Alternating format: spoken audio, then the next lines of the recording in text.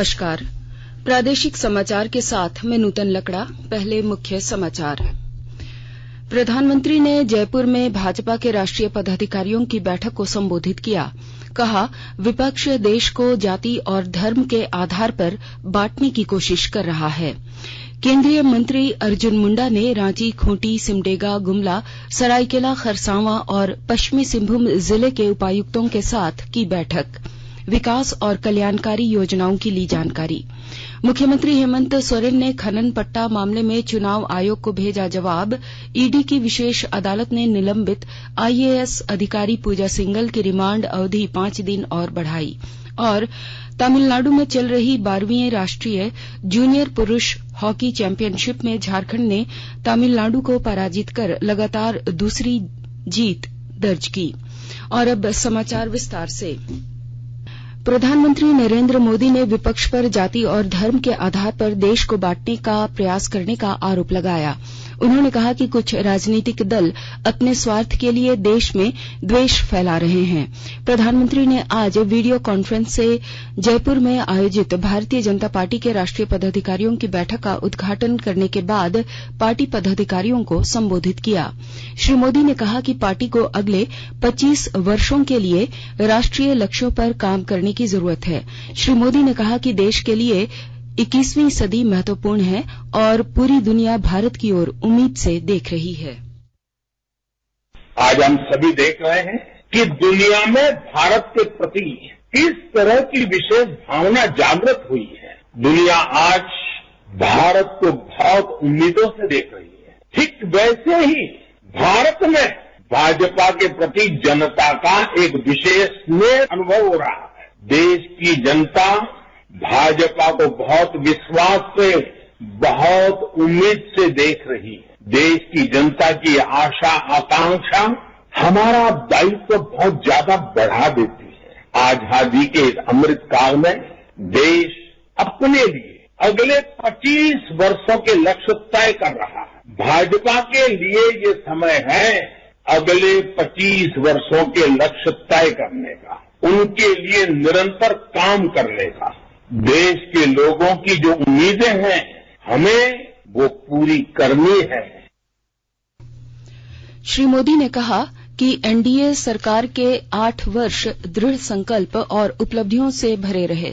उन्होंने कहा कि सरकार का कार्यकाल गरीबों के कल्याण और देश के हर वर्ग की आकांक्षाओं को पूरा करने के लिए समर्पित रहा। बैठक को भारतीय जनता पार्टी के राष्ट्रीय अध्यक्ष जगत प्रकाश नड्डा ने भी संबोधित किया। पार्टी के सभी उपाध्यक्ष, महासचिव, सचिव, कोषाध्यक्ष, सभी मोर्चे के अध्यक्ष, प्रदेश अध्यक्ष और कई पूर्व मुख्यमंत्री बैठक में मौजूद रहे। झारखंड बिजली वितरण निगम लिमिटेड आईबीवीएनएल ने कहा है कि राज्य में बिजली उपभोक्ताओं की समस्याओं को 21 मई तक दूर करने के लिए पहल शुरू कर दी गई है। इस बाबत कई योजनाएं बनाई जा रही हैं। जेवीवीएनएल के निदेशक के वर्मा ने बिजली बिल में हो रही गड़बड़ियों से मिली शिकायतों को लेकर अधिकारियों को आवश्यक दिशा निर्देश दिए हैं। उन्होंने कहा कि गलत और टेबल बिलिंग करने वाले ऊर्जा मित्रों पर कानूनी कार्रवाई होगी। राज्य निर्वाचन आयोग ने हजारीबाग जिले में त्रिस्तरीय पंचायत चुनाव के दौरान ड्यूटी में लापरवाही बरतने के आरोप में बरकट्टा प्रखंड के निर्वाचन पदाधिकारी सह अंचल अधिकारी, सहायक निर्वाची पदाधिकारी सह अंचल निरीक्षक और सहायक निर्वाची पदाधिकारी सह प्रखंड शिक्षा प्रसार पदाधिकारी के खिलाफ कार्रवाई को लेकर राजस्व, निबंधन एवं भूमि सुधार विभाग, कार्मिक विभाग और स्कूली शिक्षा एवं साक्षरता विभाग को पत्र भेजा है। इन सभी के खिलाफ आरोप है कि निर्वाचन प्रक्रिया में उनकी चूक के कारण 14 मतदान केंद्रों पर पुनः मतदान की स्थिति पैदा हुई। कोडरमा जिले के डोमचांच, मरकच्चो और सतगावा प्रखंड के पंचायत चुनाव की 22 मई से होने वाली मतगणना की तैयारियों को अंतिम रूप दिया जा रहा है। इस सिलसिले में आज पर्यवेक्षक की मौजूदगी में प्रत्याशियों को मतगणना से जुड़ी जानकारियों से अवगत कराया गया। जिले के अनुमंडल पदाधिकारी ने बताया कि पॉलिटेक्निक कॉलेज में बने ब्रज गृह में मत पेटियों को सुरक्षा के पुख्ता इंतजाम किए गए हैं। जनजातीय मामलों के केंद्रीय मंत्री अर्जुन मुंडा ने जल संरक्षण पर जोर देते हुए कहा कि सभी जिलों में अमृत सरोवर के निर्माण इस तरह से हो कि अगली पीढ़ी की आवश्यकताओं को पूरा कर सके। श्री मुंडा ने खूंटी, सिमडेगा, गुमला, सरायकेला, खरसावां, चाईबासा और रांची के उपायुक्तों के साथ वर्चुअल बैठक में विकास योजनाओं की जानकारी ली। उन्होंने 9 जून को भगवान बिरसा मुंडा के शहादत दिवस और 21 जून को अंतर्राष्ट्रीय योग दिवस पर आयोजित किए जाने वाले कार्यक्रमों की जानकारी लेने के साथ आवश्यक निर्देश भी दिए। श्री मुंडा ने आकांक्षी और जनजातीय बहुल जिलों में शिक्षा, स्वास्थ्य और रोजगार समेत अन्य क्षेत्रों में विकास और कल्याणकारी योजनाओं के लिए प्रस्ताव भेजने को कहा। उन्होंने कहा कि नई शिक्षा नीति में जनजातीय और क्षेत्रीय भाषाओं में पढ़ाई पर विशेष जोर दिया गया है। आकाशवाणी के ताजा तरीन समाचारों के लिए आप हमारी वेबसाइट newsonair.com पर लॉग ऑन कर सकते हैं।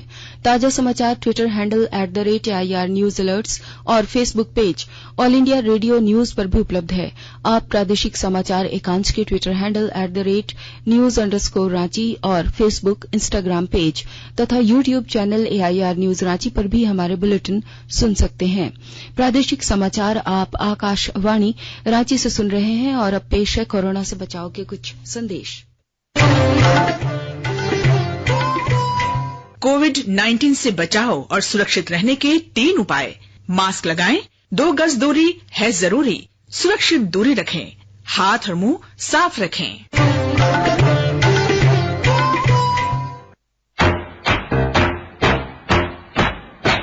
चलो मिलकर एक शुरुआत करें, चलो एक फैसला आज करें, मास्क नहीं तो टोकेंगे, कोरोना को रोकेंगे, चलो एक इरादा करते हैं, चलो कुछ वादा करते हैं, मास्क नहीं तो टोकेंगे, कोरोना को रोकेंगे।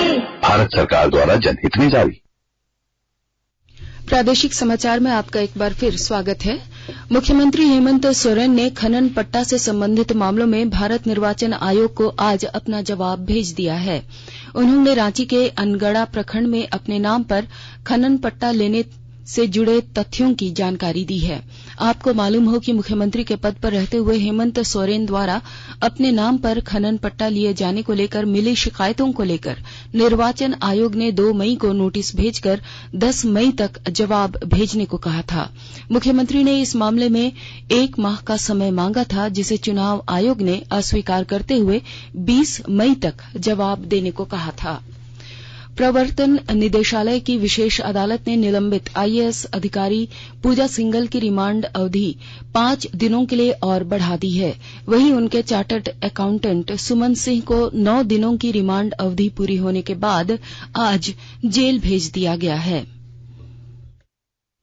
सुमन कुमार और मिसेज पूजा सिंघल का प्रोडक्शन का डेट था ईडी के द्वारा प्रोड्यूस दोनों किए गए। ईडी के तरफ से सुमन कुमार को जुडिशियल कस्टडी में भेजने का आग्रह किया, जिसे कोर्ट ने स्वीकार किया और उन्हें जेल भेज दिया। पूजा सिंघल को ईडी के तरफ से 6 दिन का फिर ईडी रिमांड मांगा गया था, जिसे जज ने दोनों तरफ से सुनने के बाद, माननीय जज हमारे जो हैं पीके शर्मा साहब, उन्होंने बड़े धैर्य से सुना और 5 दिन का ईडी रिमांड मिसेज पूजा सिंघल का दिया है।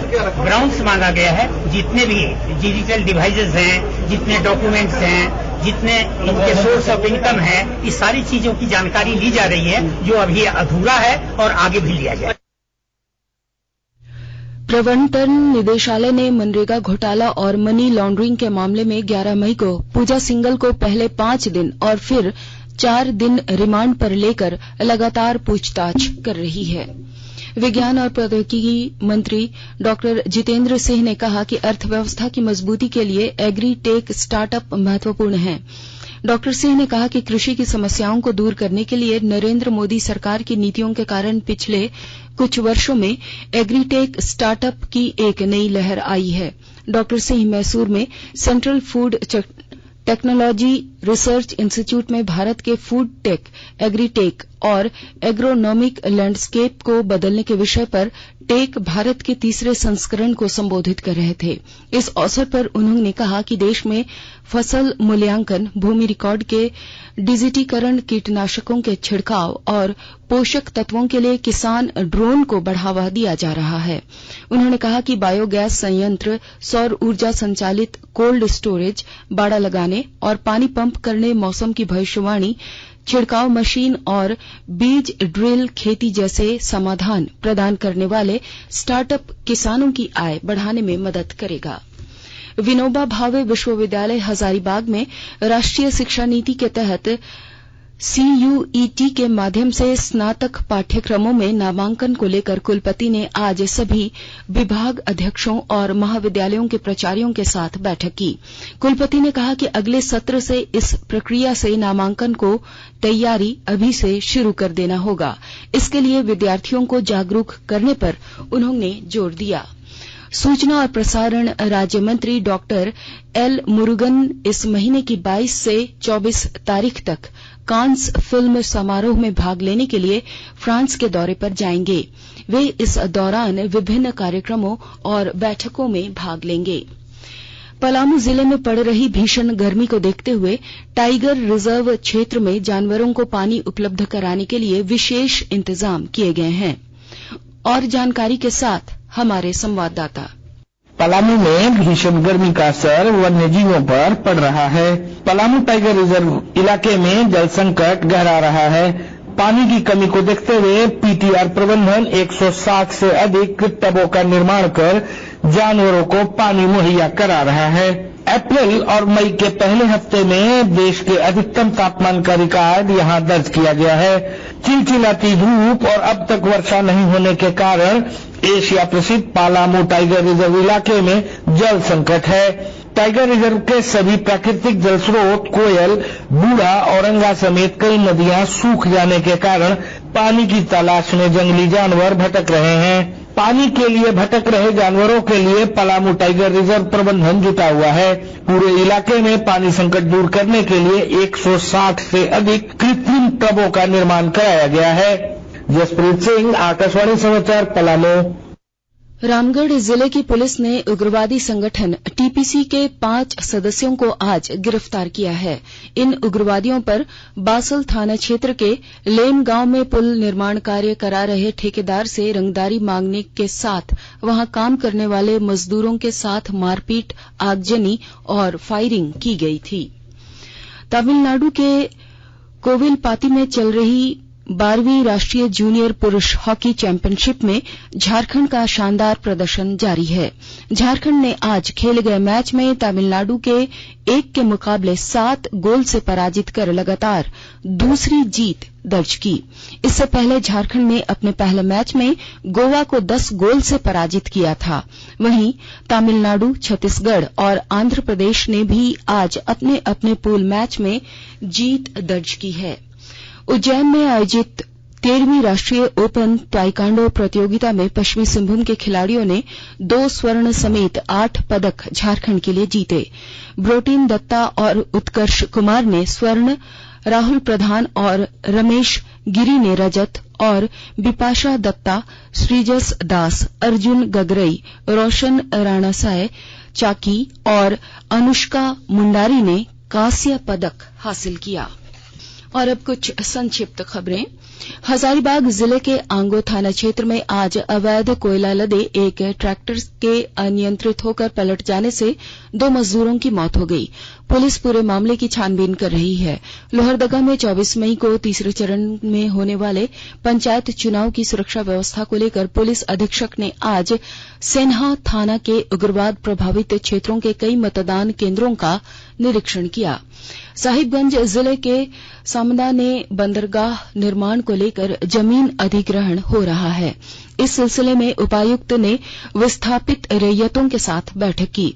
उपायुक्त ने रैयतों के पुनर्वास और अन्य लाभ देने के संबंध में संबंधित दस्तावेज जमा करने को कहा है।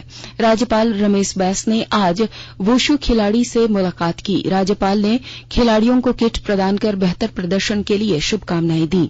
इस मौके पर झारखंड वुशु एसोसिएशन के अध्यक्ष चंचल भट्टाचार्य समेत अन्य पदाधिकारी मौजूद थे। और अब अंत में मुख्य समाचार एक बार फिर। प्रधानमंत्री ने जयपुर में भाजपा के राष्ट्रीय पदाधिकारियों की बैठक को संबोधित किया।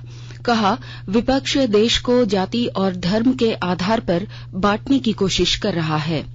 केंद्रीय मंत्री अर्जुन मुंडा ने रांची, खूंटी, सिमडेगा, गुमला, सरायकेला खरसावां और पश्चिमी सिंहभूम जिले के उपायुक्तों के साथ की बैठक। विकास और कल्याणकारी योजनाओं की ली जानकारी। मुख्यमंत्री हेमंत सोरेन ने खनन पट्टा मामले में चुनाव आयोग को भेजा जवाब। ईडी की विशेष अदालत ने निलंबित आईएएस अधिकारी पूजा सिंघल की रिमांड अवधि 5 दिन और बढ़ाई।